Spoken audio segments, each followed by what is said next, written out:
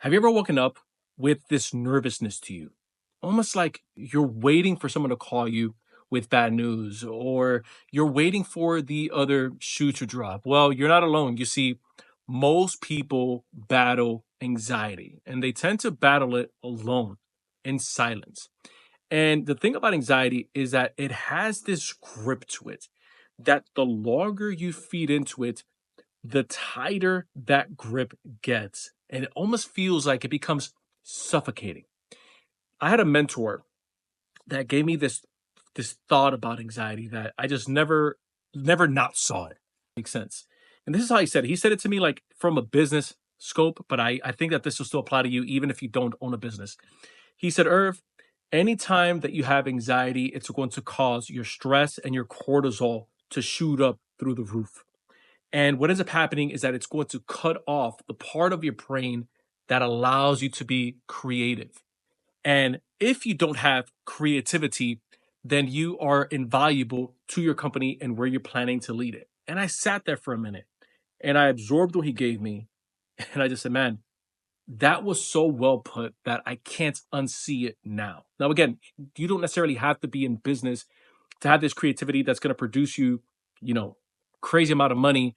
But I think that it also takes away from your perspective. And so it puts blinders on you. I want you to think for a second that anxiety works like this. Let's say that you are at a stoplight and you're at an intersection and there's four different routes that you can take in that specific moment.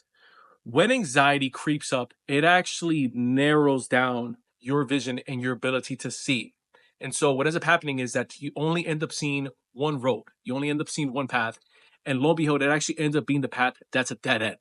Versus what reality is, which is there's actually four different ways that this can turn out. But I'm just focusing on the dead end. I'm only focusing on what I think is going to happen because anxiety does two things. It robs you in two places. It robs you of the future because you're constantly worrying about an outcome that's most likely not going to come to pass.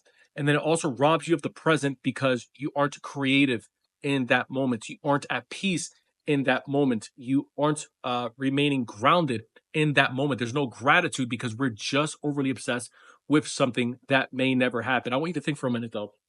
Think about a difficult moment that you went through. This is like a practice that I typically put myself through to cause a reframe in my situation.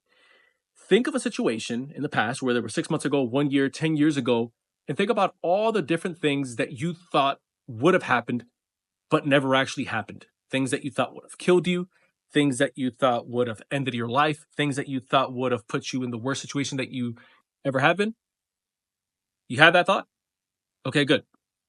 Now think about where you are right now. Check your pulse. Are you breathing? Yes. Like, do you have a heartbeat? Yes. Are you alive watching this video right now in 2025, whether it's from your car, from your office, from your room, like wherever you're watching it right now? The answer is going to be yes.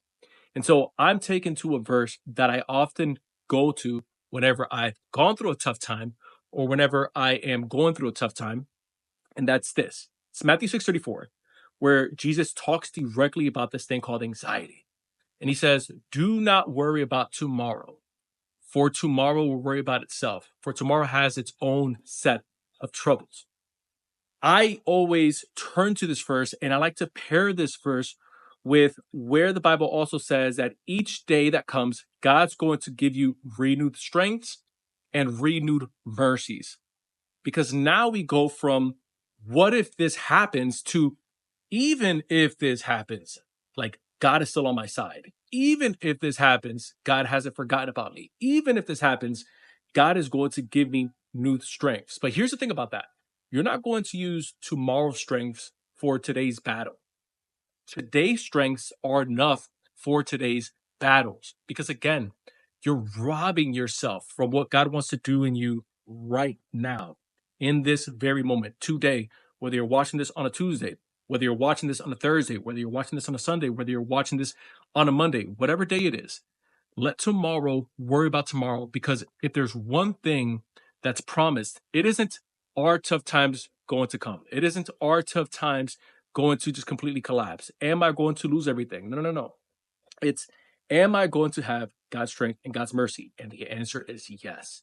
So when you shift from what if to even if, you're able to go through anxiety knowing who's actually in control versus letting anxiety have control over you.